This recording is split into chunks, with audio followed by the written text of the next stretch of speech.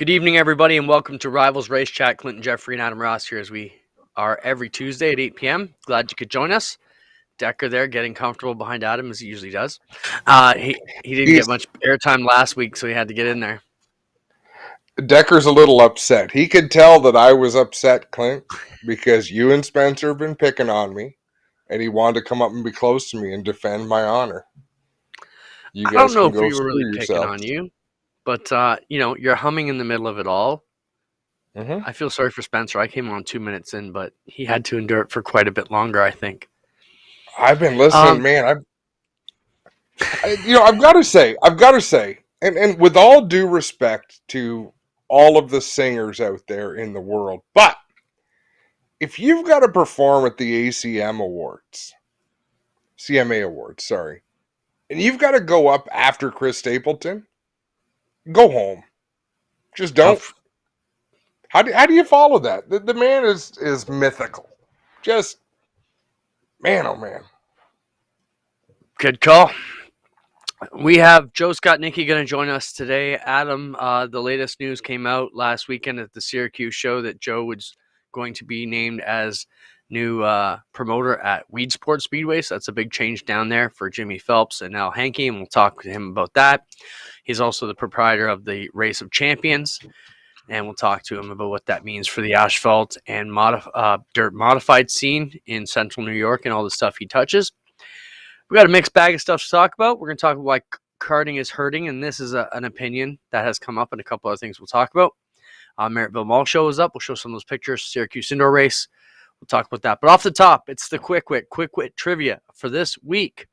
This week we go back to Ohsweken Speedway, another of the venues that will be joining us weekly for the free stream on G-Force TV. And the question off the top is, drum roll please as I try and find it.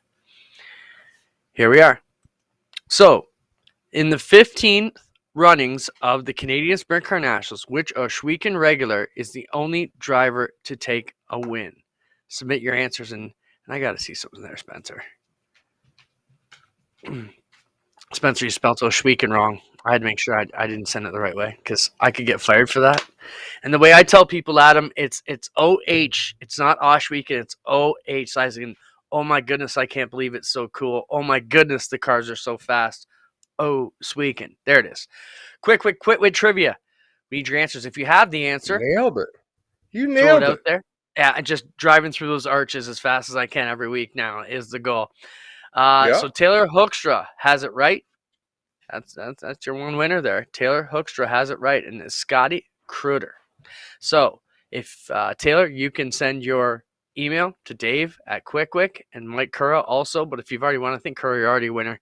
We'll take Taylor this week, and Scott, Mike, you can message me if you're not a winner. You can be in too. But Scott Cruder, 2019. Just that quick. You just took the first answer. Like there's probably people starting to type their answers right now. Like, okay, well let's. You can pick another winner there. No, Adam, you're right. You're right. Name. You're right. I was wrong. You were a little premature. Right? You should. I'm going to let you pick one more correct winner then. Yeah. Working together for 25 years ago, I would have expected that from you. Expect more. I was going to go back to your 3-incher from last week, but we'll just let that pass. Yeah. So Taylor Hoekstra was the first name that I saw come down in a while. And Fran will hook Fran up with a quick t-shirt. He's here every week. So Fran and Taylor, you can be our winners this week. Scott Cruder, we've asked him to come on the show. He was the recently crowned the champion at the indoor series of races after his run in Syracuse. Didn't win it. Ryan Bartlett did. And that's kind of associated with us because the Bartletts are coming on board at Can-Am with the crate sprints, and I'm sure we'll be talking more to them as we get closer to it. So, pretty cool deal there. Waiting for Joe Scott-Nicky to join us. I told him to come on around 8:05. He should be here soon. In the meantime, let's jump into our mixed bag, Adam. As we do every week, you and I send each other different items we want to talk about. And so today, we just threw them in a mixed bag of a whole different things. Spencer, first thing we should talk about is the Kevin Harvick tweet with the kids. So right after we got off the air last Tuesday, Kevin Harvick put this tweet up, and it's kind of cute, kind of bad. He said, I guess Piper didn't understand the concept. Look at the little daughter there on the left. Spencer, are you able to zoom in? Are you able to expand Harper? Or Piper, Piper. sorry. Duh. Yeah. There we Flipping go. double birds or gang signs with the boys. I thought that was awesome. And, just. She thought it was Kyle Busch on the other side of the camera. Yes. Yes. Adam, let's okay, so let's get through this and then we'll get a couple of things going. Let's look at the Nazareth watering the trees, Spencer. Show this is Nazareth back in the day. And Ward Crozier given some special attention to Nazareth Turn 2 freeloaders in 1979. So if you look closely there, that's all people standing in the trees and how they used to defend them, the freeloaders. They'd ride by and as they're watering the track, give them a blast with the old water truck hose. I think that's classic Stan Friesen type action out there, but I think that's great. That's one of them. Spencer was do you want to comment on that, Adam? No, I mean, just you did it. You set it up. You delivered it. Nice job. Here's another one, Adam. This was a meme that came out this week, and this is so true. Talking about teams would be lost without the people who pay their way to get in, and this is great. Let's be honest. The help that shows up every weekend, sweats their ass off, and pays their own pit pass are the ones that keep this sport alive. Couldn't be any truer, Adam. I know you felt that this year with Connor getting back behind the wheel. You were out stuck with us. Where would you be without the guys and girls who make it happen? No, absolutely. Rob Twitchett, Tim Martin, people that just come out because they enjoy it, and we made them work for it. That's for sure. So, and that's what the sport is about. You know what? I want to set this up now because I had asked you. I didn't even tell you what I wanted to bring up, but I wanted to walk something back that I said last week. I say a lot of stupid things, but I'm okay. I'm okay making mistakes and throwing things out there because if it gets people thinking, even if they think, God, that guy's an idiot, at least they're thinking about what's going on. But I made a comment that I don't like, that I thought, no, that's just dumb because it was poorly delivered. When I said you shouldn't, as a promoter, you shouldn't listen to the racer. You can't listen to the racer, and you can't listen to the fans. And I didn't frame it well enough because the reason I don't think you should listen to them, or the reason I said that, is because you should already know what they want and what they need. That's why a good promoter puts it all together in a way that works. But I was reminded of it today when a racer in a forum, Clinton, that you control, made some really good points about why they don't like some new procedures and new rules, and laid them out so very well. And the more I thought of it, the more I thought, God, what an asshole I was for saying you shouldn't listen to racers, because obviously you should. I think if I'd have taken more time and really thought about what I wanted to say was a democracy isn't a way you can really run a racetrack or a racing series, but you do have to listen because quite often there's some great vantage points, whether it's a fan or a racer or a crew person, the people that pay their way in each and every week. And it was bothering me long enough that I had said something that stupid. I thought I better come back and sort of walk that back a little bit, or at least try to explain where I was coming from.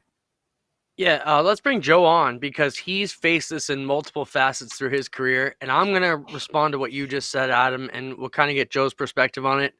Joe, welcome to the show. So, Adam, to respond to what you just said, I mean, it's tough, right? Because you saw what we did. So we had talked about eliminating the redraw here with the sprint car touring divisions and doing some new stuff.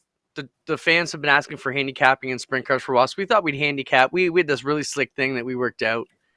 And man, the racers just absolutely shit canned it. They hated it. I had a mutiny on my hands today like I didn't see coming. And at that point, as much as you want to be a dictator, I think Glenn taught us many years ago. Guys, if you can hear me, I have no volume on this end. Oh, Spencer, can you help him up? We can hear you, Joe. Spencer will get you hooked up there, Joe. Spencer's he's pushing buttons and shit now. But yeah, we'll get that sorted out. But to answer your question, and it just made me to respond, it's true. You got to listen to what the teams want. And I think we heard them loud and clear. We tried something new. It wasn't changing the world, but it was going to upset a lot of them. And, if everybody hates something, we don't need to necessarily ram it through. We need the teams to obviously buy into what we're doing. And, as much as we like to think we know everything, it's proven we don't. Yeah, you still have to balance a little bit. I still think a redraw should be tossed out the window. Like there is no point in conducting a redraw. There's nothing good about it. What should we be But if doing you then, don't, Adam, in that instance? So I so think you would just have to do a dash yeah, okay, if so you that don't got want brought to up do it. just so we can set up for the fans a bit better. So in the sprint cars, we do an open draw for the heats, and then based on how many cars you pass, you get passing points. And the top 8 starting positions have been redrawn in the past. I'm not a fan of it simply because I feel that you can get a hot hand. Someone who probably is an 8th place car is going to get lucky. I've seen it happen more than once. I've seen a championship one off at Ush weekend, in my opinion, where an 8th place driver just could draw the pole every week and hold everybody off. We had talked about handicapping the top 8, so that the driver with least amount of points would start up front, and the driver with the most amount of points would start at the back, and the drivers didn't like that. You bring up a dash, and Doug Leonard brought up a dash today. I am not opposed to a dash, but Adam, we need to save time already. We need to save money. Right. And my response to Doug, and I'll read it to you straight up because he brought it up today. And my text back to Doug Leonard was, as much as I'd like it, a dash is just going to burn up more tires, cost more damage, and I don't think this is the year to put that in, and time.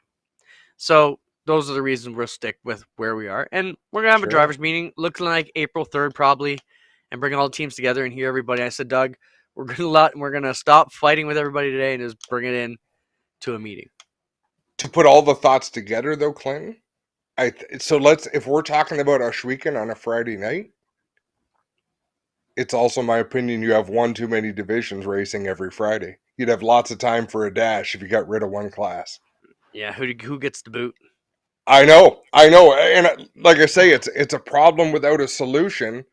Great car counts, but realistically, if you're trying to run a tight show, and again, this is another great opportunity to get Joe Scott-Nicky's opinion on, because he has seen these things, and he has seen these things at various racetracks, not just if you go to one track each and every week, and a lot of people do, and that's fine. You can really pinpoint, here's what I would do to fix this.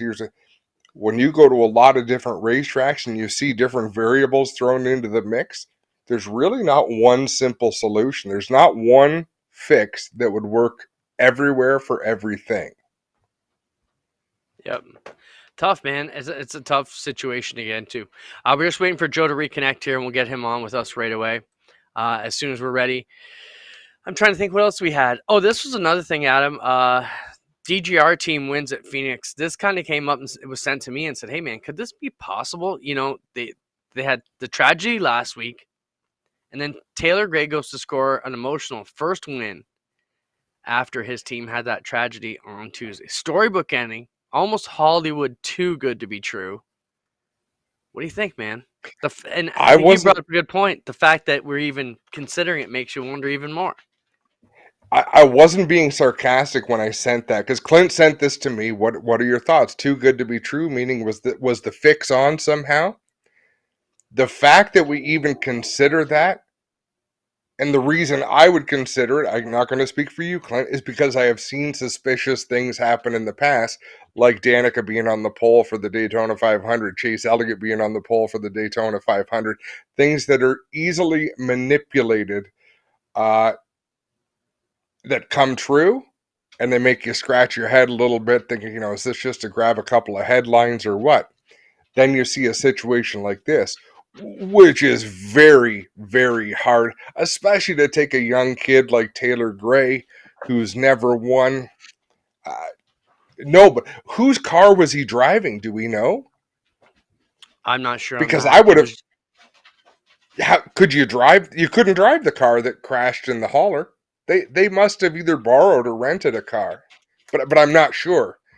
Somebody with more information would have to know that. But if you've got a car that's 3/4 of the way to Phoenix and a trailer rolls over, I have a hard time seeing anybody racing that car that weekend. So you make a phone It call, definitely you looked. find. Yeah, it looked like a car that just had a 17 slapped on the side. I'm pretty sure it was just a flat black car. But yeah, there it is. Just no sponsors. Just make it happen. Joe, if you're out there, he says he can hear us, Spencer, but he's not hearing us when he's on his Zoom call. So I don't know what that means, or if you have any help, I've asked him to try and reconnect. So if we can get Joe back, that'd be great. We have a few other things coming on. Let's talk about. I know Spencer's Now, trying to work on that. what else is in your mixed bag? Did you not use my photo montage? Yes, It's a that bit of, is in there.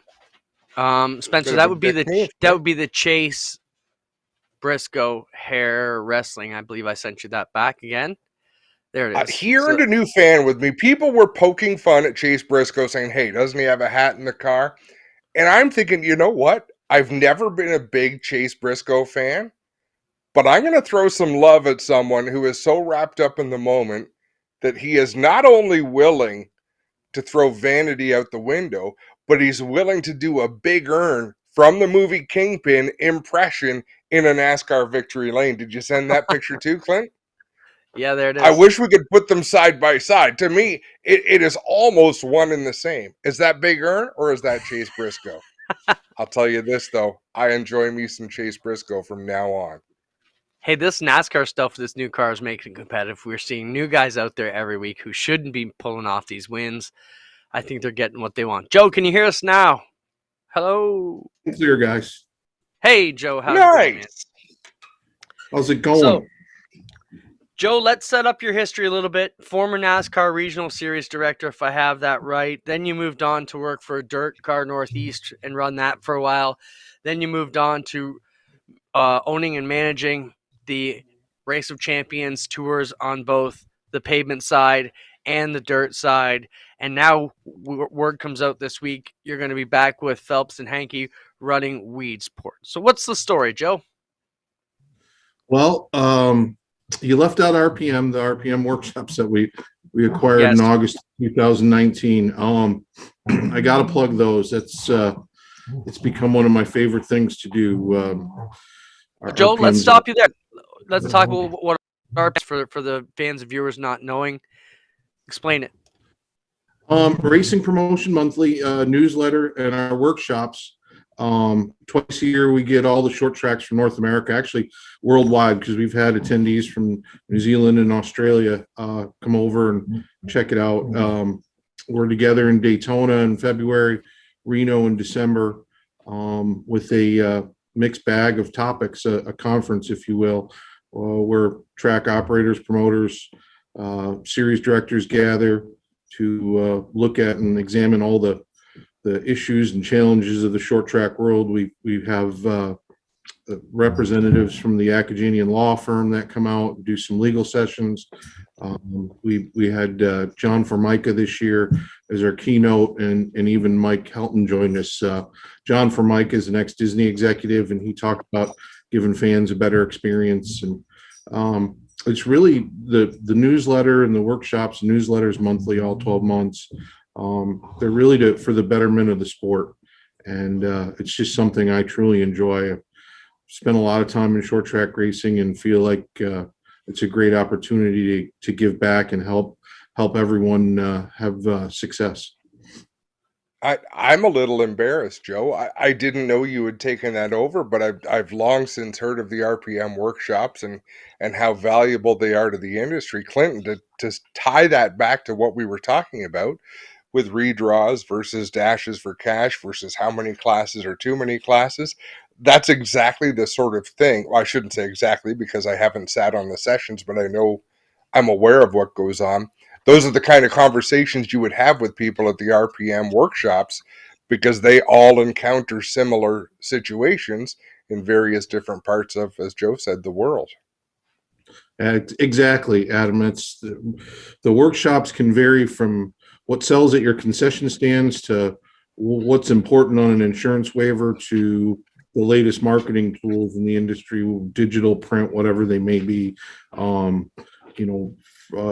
We also included with the workshops, there's I consider it a mini trade show, but it's all the industry insiders, the tire manufacturers, fuel manufacturers, the insurance providers, those type of folks are there, and it's a great time for networking where you can get to the decision makers and really get some work done and meet with the right people.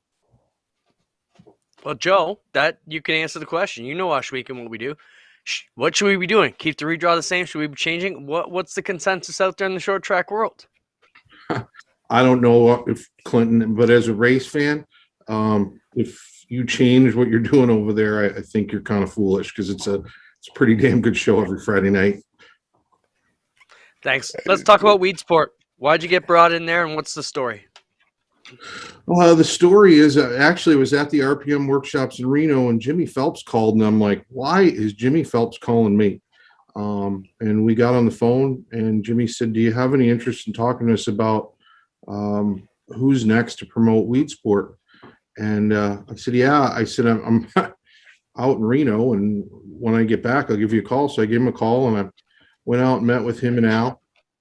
And that was early December. And one thing led to another. And there was a lot of meetings, a lot of phone calls. It wasn't something, it was something I wanted to jump at, but and Al has, I won't say scolded, but he's talked to me about it. It was a position where I didn't want to let anybody down, because Clinton, you deal with it at Shweekan. It's a state-of-the-art facility. You guys are always making improvements. Weed sport's the same way. It's one of the top facilities, around here. I would say consider, a Shweekan and Eldora the closest facilities of that type on dirt.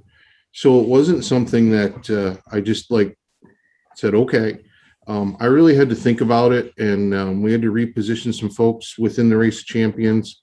I didn't want to give up anything with RPM, obviously, and Al was pretty adamant about that. We wouldn't stop doing anything that we currently do, just adjust, and maybe as we went along, we could both learn from one another and help each other. So once it just became more comfortable, and I listened to what Jimmy Phelps wanted to do, and Jimmy's even when I ran the Super Dirt Car Series, Jimmy was one of the competitors you could depend on for anything, whether it be being at a race or doing a media bid or whatever you needed. And once I heard Jimmy out, and I talked to Al a few times, and sat down with Jimmy again, and we kept getting on the phone, I realized that maybe I could help somebody out, and in Al and Jimmy, by doing this. And people have asked me, what am I going to bring to the table? And I don't know. We're just going to try to run things the way they have been, maybe tighten up the organization a little bit, as far as scheduling the event nights or what have you. And they've kind of put it all together, and they've always been doing something else, whether Jimmy's racing or Al's running Mohawk or whatever. So they were looking for someone that just focuses on motorsports, and that's my job every morning. So I guess the role kind of fit, and here we are. And you've done a great job sort of outlining how you've arrived at where you're at. Can you go a little bit deeper, Joe? Talk about the pros and cons versus being your own boss with the Race of Champions and traveling place to place, versus having one venue week in and week out, and fitting into a structure again, which is something you did for a long time, and then you became the person who built the structure. Yeah, I think that was one of the first questions I asked those guys was, you get into those situations where you're in a structure, and Dave Sully said it to me one time, and I'm sure it came from someone else, but he made the analogy, sometimes it takes breaking a few eggs to make an omelet. And I've always kind of been that guy, not afraid to break the egg and try to do it differently, or try to make the omelet a little bit better, or however you want to phrase that. So that was one of my first questions to those guys was, how's it going to work in that aspect? I don't necessarily want to walk in and turn everything upside down, because that's not going to be successful. But if we do suggest something or change something, I didn't want someone else to change it. And they've assured me that's not going to happen. So from a structure standpoint, I think we had a good understanding of where we would be. Once again, Al has been outstanding with the fact that if there's a conflict and I need to be at a ROC event, we can adjust and make that happen because we've got enough people with the weed sport activity to make sure that we can pull all this off. And there's already a couple little deals in the schedule that we've noted where that's going to happen. And there'll be other times where the pendulum swings the other way, and I'll be at weed sport and my folks will run the ROC event. But I have all the confidence in the world in those guys. They know what we're doing week in and week out. We're just going to be replacing the race director, and I guess some people probably think that's a good thing. Depending on who you are. Let's talk about the differences, Joe. Like in this role, you're trying to make sure the fans and drivers are happy with the facility and the show goes off. But a lot of the stuff that comes into weed sport, it's not home track stuff anymore. So you're not really having to deal with the racers per se on a dispute, on a call business. In a lot of those tours, you're just tour relations, which makes things differently. But in your other job, you are the tour. So let's put your tour hat on first and talk about, some of the challenges it's going to face the ROC on the pavement with with top-notch modified tour. We're hearing tire shortages. We're hearing all kinds of stuff like that. We're going to have a segment later in the show. We're going to read the letter that Hoosier Tires sent to the Canadian Sprint car drivers and talk about how we're going to manage that here. What's your thought from the pavement side? And we are typically at two ends of the spectrum when it comes to tire consumption when you're talking sprint cars out last weekend and your guys on the blacktop.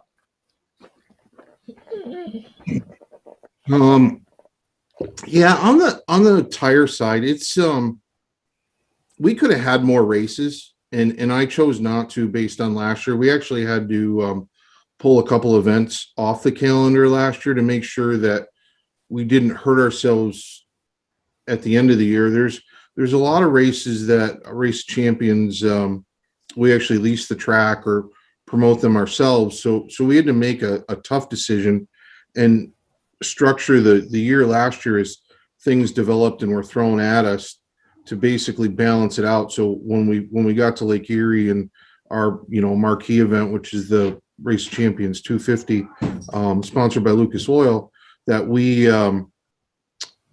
had enough tires. The practice is extended there. The race is obviously long with tire changes during the race, and we ended up running 7 races in 2021 for the tour type cars, and we had enough, and we kind of just pressed repeat on that schedule. There was a few other facilities that wanted us, but rather than put them in a position and put us in a position where it may hurt that event or one after it or whatever, I structured it very much the same. Based on our discussions, that's premature to the year. That's where we thought it would be okay. Looking at things today, I don't know. I don't have a canned media response. We know we're gonna start off, and we're gonna see where we're at.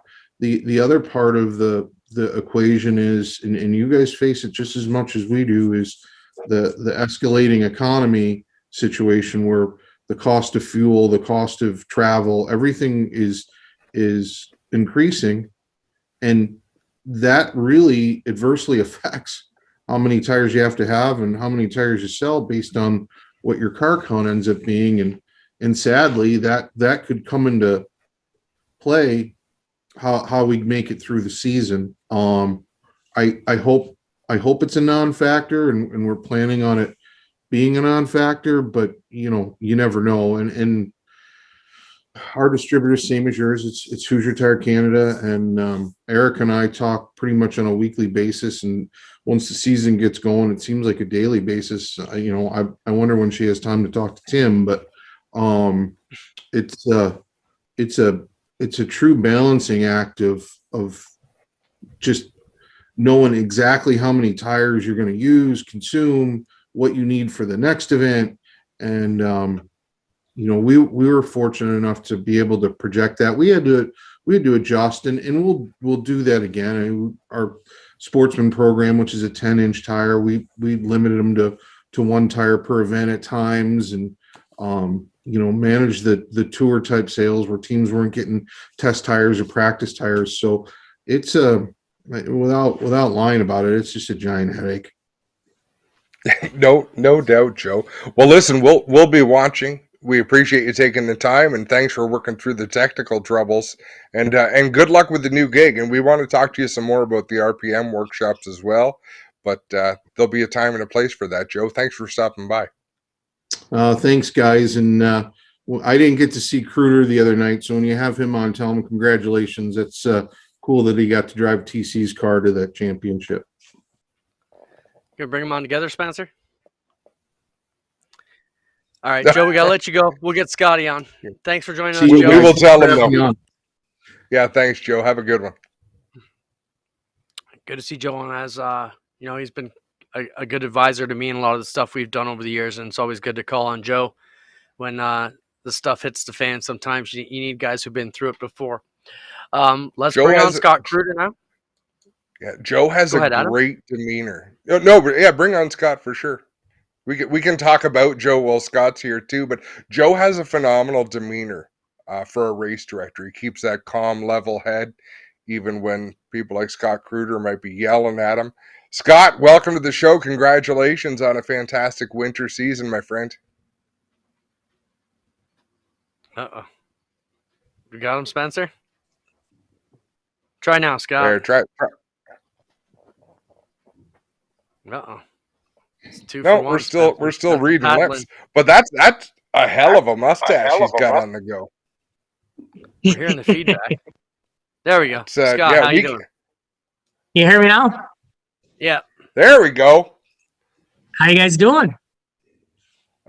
Good. Now tell us factually on an indoor track, is that mustache good for 1/10 of a second? Like, how much do you figure you pick up by rocking that thing? So dirt track racing, it's way more because the dirt really sticks to it. But yeah, I don't know. I probably could have gained 1/10 if I would have shaved. Scott, let's talk about that. Is tough confines in those indoor races?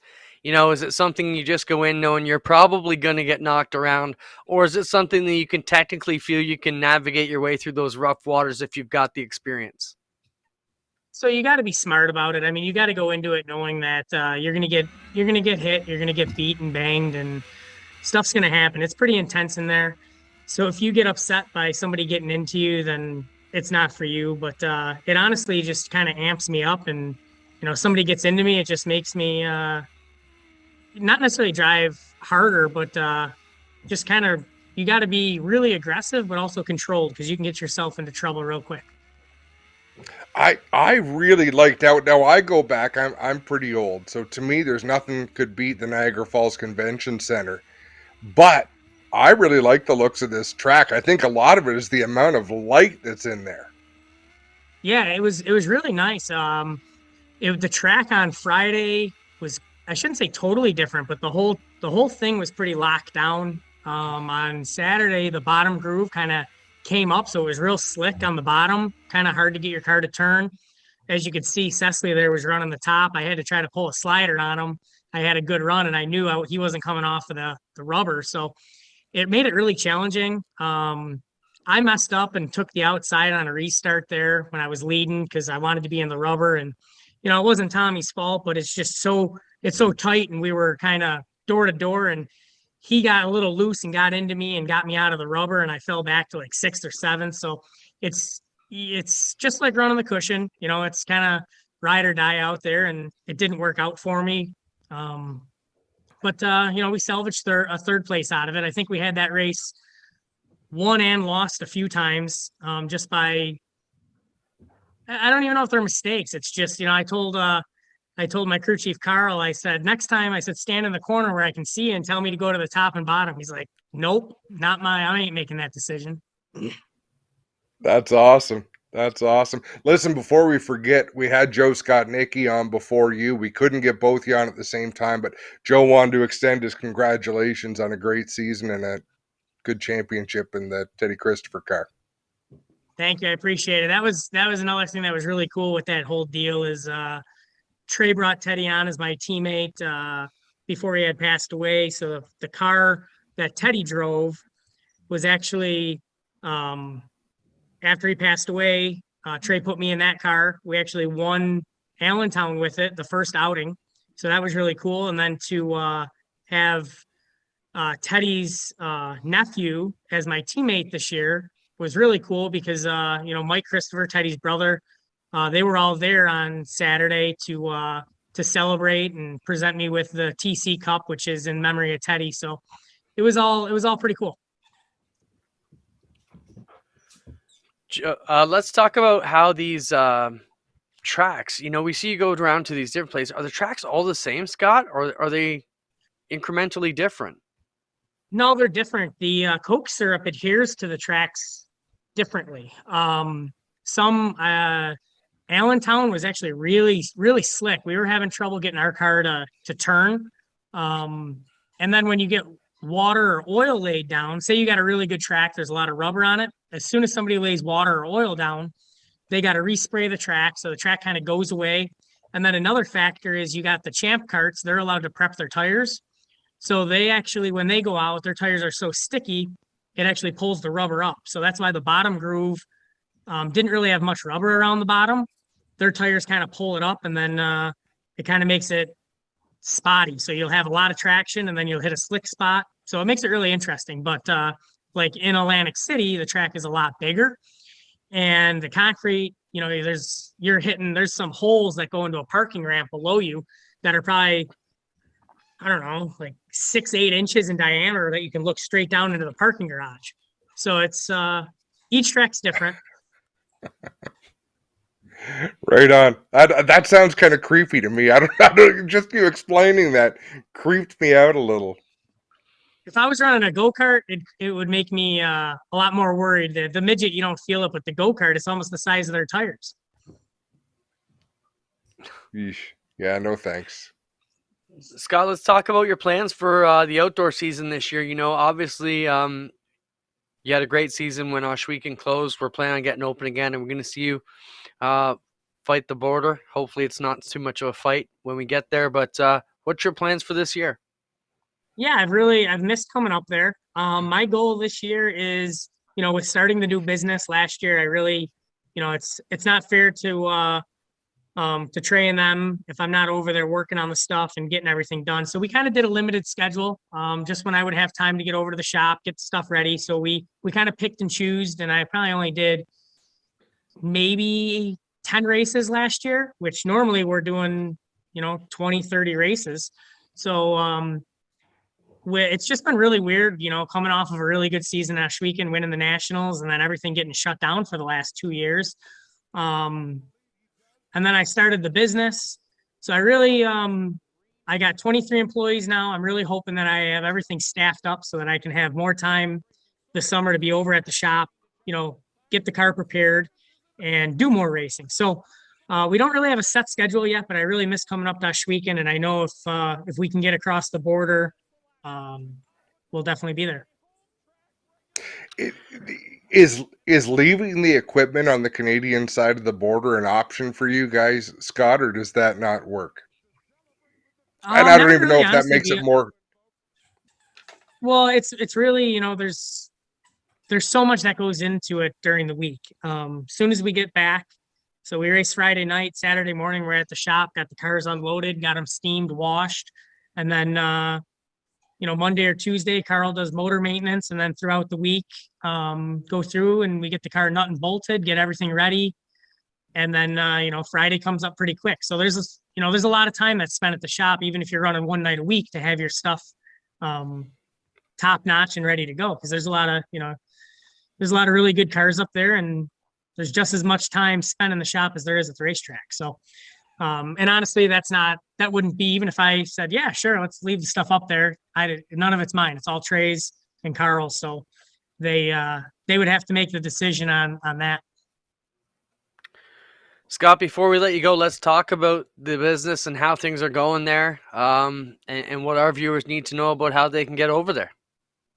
Yeah, so we're located in Rochester, New York, in the Marketplace Mall. It's exit 46, the Henrietta exit, right off of the New York State Thruway. So if you're on the 90, get off exit 46, and we're pretty much right there. The track's about a quarter mile long. The carts go up to 45 miles an hour. They're a blast. We last Tuesday of every month, we change the track into an oval. So that's really cool.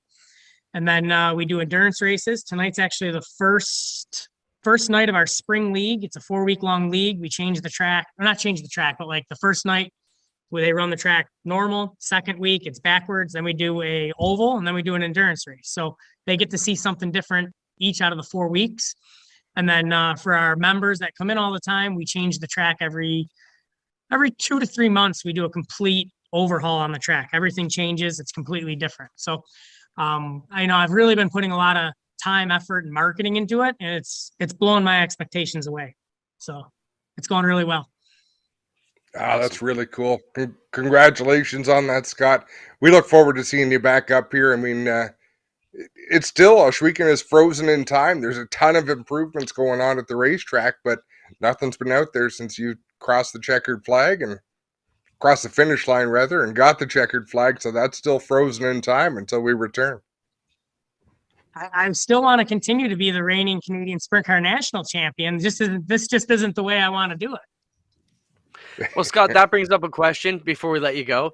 July 1st is a conflict between the ESS. They have their sprint weeks in New York, and we have the 16th running of the Canadian Sprint Car Nationals July 1st. Are you going to try and cross the border if you can, or stay home? I can tell you where I'll be. Going to try and keep the streak alive, are you? Sprint Car Nationals. All right, Scott. Thanks for your time, man. Good luck. Just show that shirt once before we let you go, so everybody knows what the business is called. Indy Kart Raceway, New York. All right. Thanks, Scott. Thank you, guys. Appreciate it. Have a good one, Scott. Yeah, see you soon. The 2019 Canadian Sprint Car Nationals champion, and also recently crowned the 2022 indoor champion. So awesome. Great to have Scott with us. Great guy, and a great addition to the Oshweekon Speedway roster. Let's go why karting is hurting, Adam. This is something that came up this week on Facebook. It was someone's opinion, a whole bunch of opinions on why, and we shared it to our little chat. So let's throw up a couple of those screenshots, Spencer, and we'll just kind of blast through them if we can. Well, so we're keep in mind, this was a big reason. That picture right there is a big reason why Jimmy Phelps shut down the karting program at Weedsport. It just wasn't worth it. They couldn't stay on top of the ridiculous amount of spending and doping people are doing on their tires. Yeah, so let's go back to those two pictures for a minute, just to look at them, man, because we kind of blasted through them. So first off, the type of karts we're talking about, Spencer. So we're not trying to pick on the champ karts from this indoor series, but these are the most recent pictures that came across on social media right as we were having the discussion that someone else shared us about why karting is in trouble. So these are some pictures. That's Danny K's car. But this is one of the things that was shared. This is an Alex Bruce picture from the weekend. So this is an individual team's cart of tires. Okay, there are multiple carts there, but just look at one of them. It's like 16 sets of tires. It's ridiculous that you should need that many tires for your 15-year-old to go racing. Keep that picture on the screen, Spencer. To go back to why you can't listen to Racers Clinton in its entirety, why you can't listen to Kyle Busch whine that the cars are bought at Walmart. Because when you leave racers to their own devices, they do stupid shit like bring 40 freaking tires to an indoor go-kart race. That is what happens when someone doesn't sit down and think through the rules and the procedures and the processes and think, what can I do to protect the racers from themselves? I can somehow limit the number of tires that they can run. Because that is total freaking nonsense. That like one picture right there will tell you why that is going to fail. It's going to fail every freaking time because someone's dad wants to beat someone else's dad's kid. Wait a second. How do I want to explain this?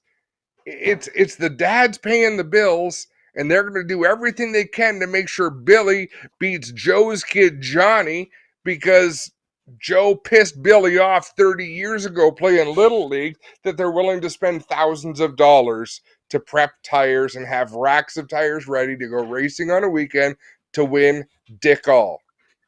I'll bet you You're right. those teams spent more money to be at the races than most of the midget teams. Joe Scott-Nicky just commented, Weedsport still runs carts a lot, so either way, they're back in business. But let's talk about. You're not wrong, Adam. I mean, either way, you've got to save them from themselves. We talked about earlier in the show. So you can't always listen to the racers because they'll be their own demise. But that was just a quick demonstration as to why we're gonna have some more karting people on to talk about how we can keep the sport healthy and strong on both sides of the board. And there's lots of disciplines there. It's just like pavement and blacktop. I mean, look at and even when you look at the other way, like the Waterloo Regional Karting Club, right? So that's where a lot of the Ontario asphalt racers learned to race. But it's road course racing, but they all went on to be oval track drivers. Then you've also got all the Oshweekend teams that are coming out of Little Middleton and in Chatham, and then Oshweekend's micro sprints who are learning to race there. You got them coming out of Merrittville going into modifieds. There's so many disciplines that karting leads to. It's important to kind of keep it in line. But yeah, shows you at the top of the game, karting can be just as expensive as a crate sprint car. And I've got nothing wrong. So let's suggest that Scott Cruder racing for the Hodicks, they probably have a better budget to come and race than, say, Travis Cunningham or Mikey Krutchka. But that's not to say that they will beat Mikey Krutchka and Travis Cunningham every Friday night, because the rules package is such that Mikey and Travis might hit on it one night. Maybe the track slicks up, so Cruder has more money in his end. And I'm not picking on Cruder. Say Glenn Stiers, put him in the same boat, whoever you want. A big dollar engine package, if the track slicks over, not quite as valuable. Now you're going to lean more on shocks. You're going to lean a little bit more on finesse. But the rules keep everybody in a box to where spending more money, yeah, it's probably going to help you. It's going to be better for your program, but it's not going to be whoever spends the most wins every week. In the case where teams come to the track with 20 different sets of tires ready to rumble, you still have to be smart enough to know which set of tires to put on, but the advantage is clear. Like you're purchasing a better opportunity to win a race. It's something we fight all the time in the tires, even with the street stocks here in Ontario. We're trying to figure out on dirt what one tire to go to, because we realize with two compounds, teams are now having to carry double sets of tires to read the track. If we make it one set, keep it simple, stupid. That's effectively what we have with the sprint cars, Adam, right? It's one set of tires, no options. You can change stagger a bit if you want, but you got to run this. And not one set, but one compound. Yes. Right? So if you watch... Well, we're going to that, and that'll be the next topic here. Show the letter that was sent out to the Canadian Sprint Car Team, Spencer. This is from Hoosier Tire Canada that came out this week, and this is a letter. Basically, it's letting them know that there's tire shortages and certain materials and labor shortages are causing this tire issue. And the bottom line there, where it's not bold, says in order to ensure that all sprint car tracks and series in Canada are able to compete their full schedules, and all cars being able to compete, Hoosier Tire Canada will be managing tire sales throughout the 2022 race season.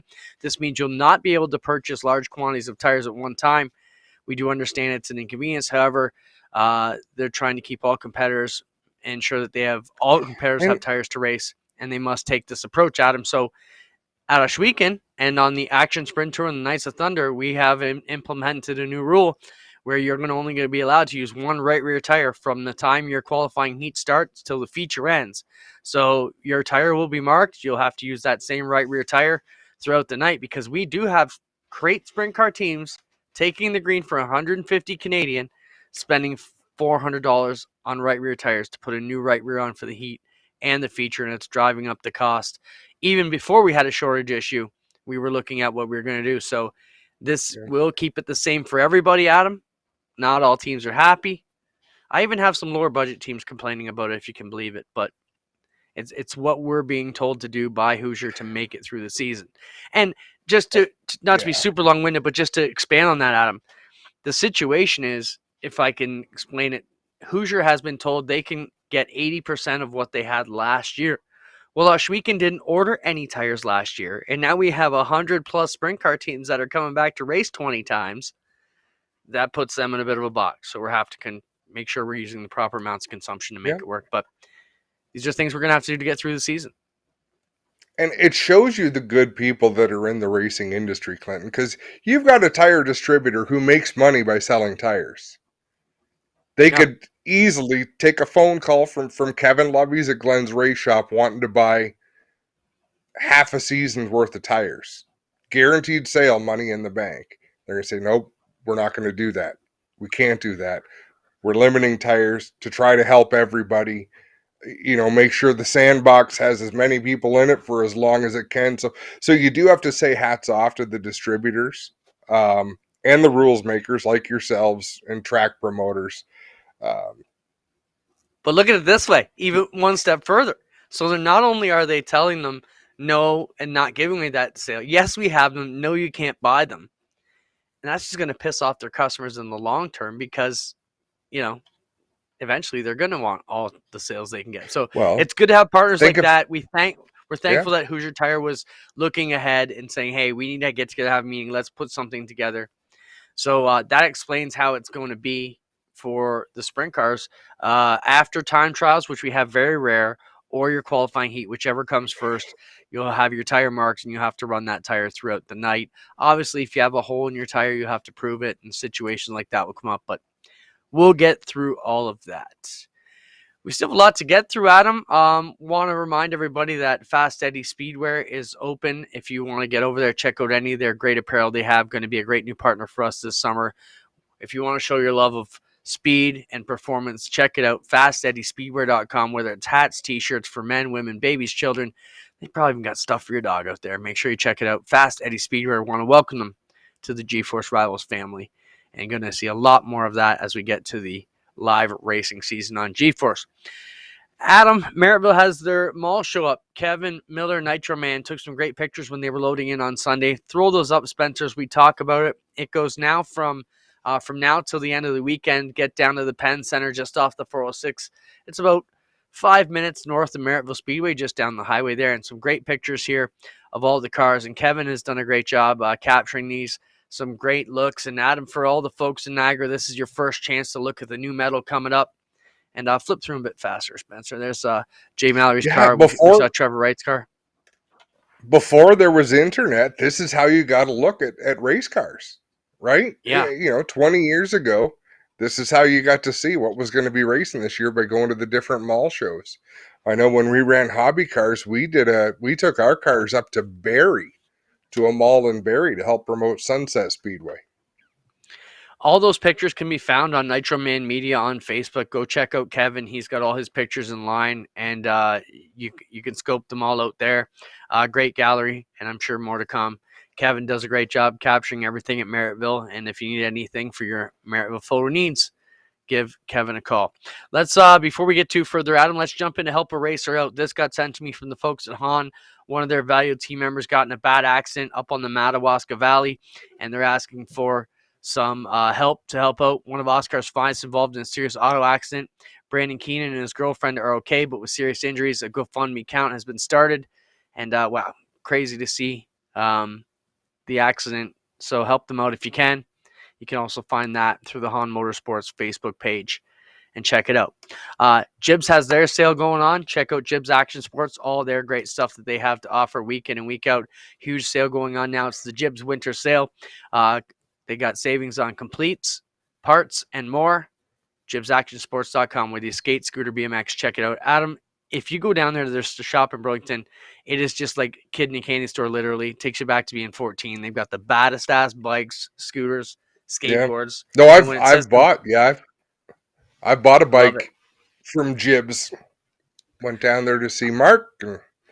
Yeah, when my kids were younger, like about had to be 6 or 7, maybe even 8 years ago now. I said, Mark, I need a BMX so I can ride with my kids.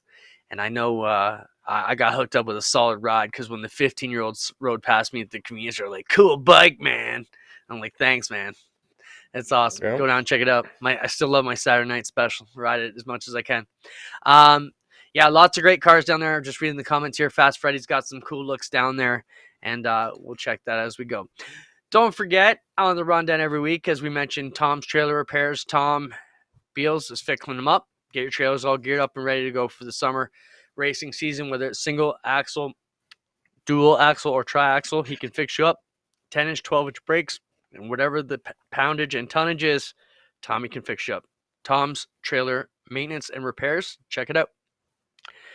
Also, Canadian Dirt Racing Association is, I'm out of it today. Canadian Dirt Racing Academy Modifieds and Sprints are coming up just about a month away, featuring Matt Williamson and Randy Williamson, April 16th and 17th. Lots of track time available. Still limited spots available. Make sure you get out. And the following week, it'll be the reigning KOT champion, Jordan Poirier, helping you get the fast way around the dirt with help from Kevin Loveys from GSR, and they will work out your sprint car issues. So check those out. Make sure you get signed up. Let's jump into our Burger Barn video of the week, Adam. Before we jump into our Garrett T vlog number 9. I'm not even saying the name because you bitch at me all the time. I don't think you've nagged me in 25 years about a name more than you've nagged me about Garrett's last name. And I still don't know how to say it correct. I'll give GT this. He does have that's bullshit. That's bullshit. The most mysterious name. Every time I say it, and then just you start calling Garrett him GT. Teamersman. It's Garrett. I want to hear it correct every time in full.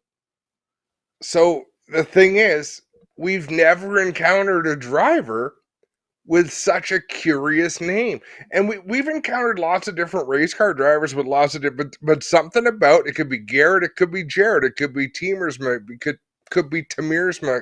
Like there's just so many ways it could go that it's a mind melt. It gets in your head and rattles.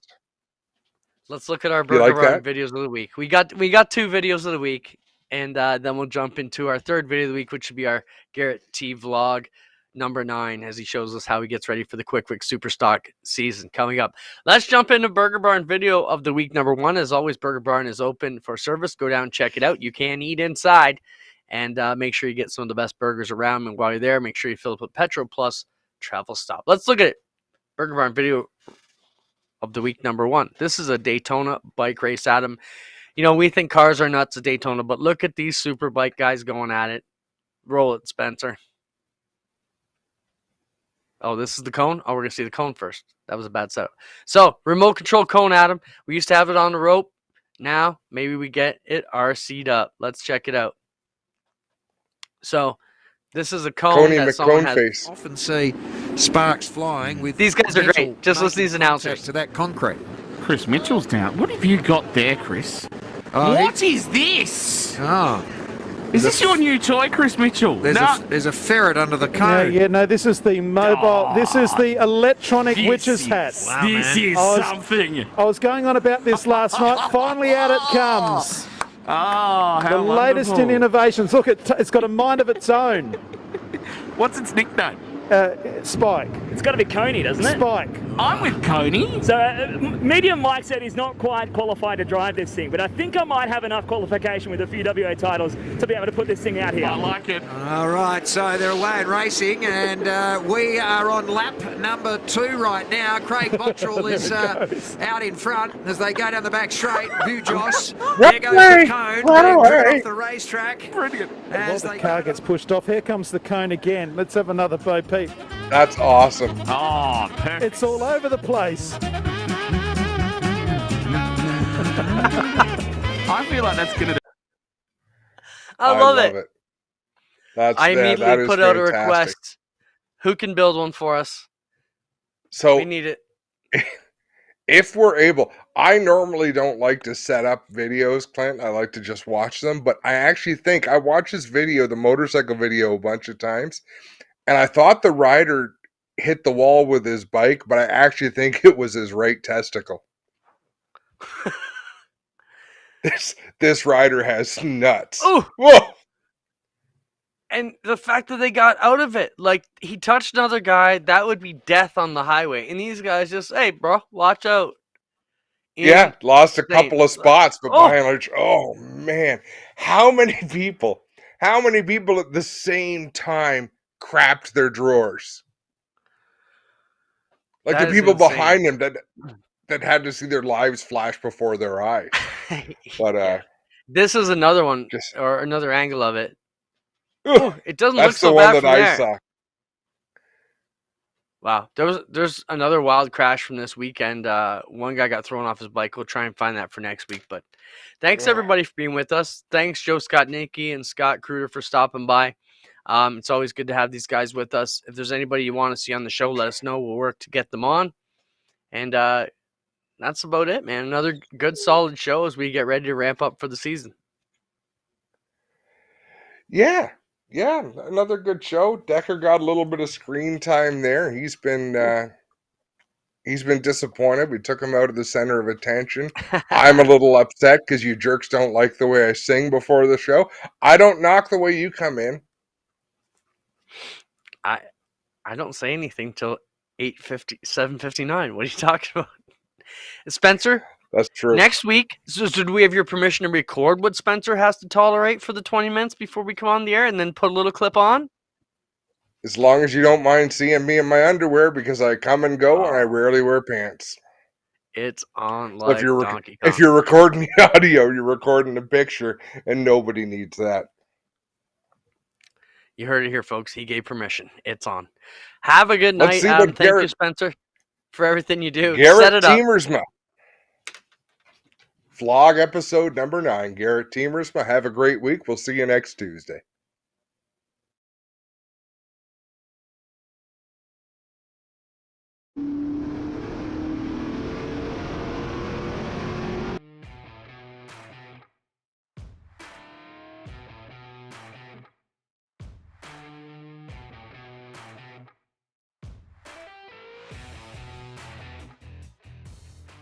We're already on vlog number 9. It's another day, another video. We're back in the garage, and I don't really know what this video is going to be because I only have a couple things to do today. The plan for me today is probably to install some new parts, which we have sitting on the shelf over here, and some roofing stuff. But this was a steering box, a new steering box. A different ratio. Something that definitely wasn't a performance issue last year, but I definitely do think it was making a difference in my comfortability while I was driving. For entering the corner, I was just having to turn the wheel too much. I was noticing, we were looking at some old GoPro footage, and I was noticing that I had to take my hands off of the wheel a lot in order to get the car turned fully and properly. So this is something that we thought we should get a quicker steering box, which means I'm gonna have to turn the wheel a little bit less when I enter the corners, and hopefully, this will help me be a little bit more comfortable while I'm in the car and help me make better decisions. So we have a few more housekeeping things to get done this weekend. Part of that is, today is the Saturday, and I'm hoping that I can get the steering box done and on the car by the end of this video, and maybe just a few other things at the end. We'll see what we throw in, but the plan is for tomorrow morning, the Sunday morning, we're going to be taking the trip to Speedy Auto Machine. The engine is already there. It's getting prepared to be put on the dyno, or I think it's already sitting on the dyno, and just, it's almost ready. But either way, the plan is for tomorrow morning, we're going to go. We're going to run it, make sure everything is good, and hopefully everything goes well, so that way we can take it home and get the thing ready to put in the car. Hopefully the next week's video will end up being us putting the engine back in the car. I think this was early November when we were first taking the engine out and just starting upgrading the car and maintaining our car. So it's good to kind of see it coming full circle. So that's for tomorrow's plans. But for now, I guess I'm gonna kind of start going on that steering box, a few other things. So let's get into it. Okay, so it's the end of the day now. It's end of Saturday. Finished off putting the brake pads on, did a little bit of other work on the bell housing, finished up changing the steering boxes. That's going to be all for today, this evening. So let's cut to putting the engine on the dyno. Good morning. It's Sunday morning. We're at Speedy Auto Machine. Let's put the engine on the dyno and see what it makes.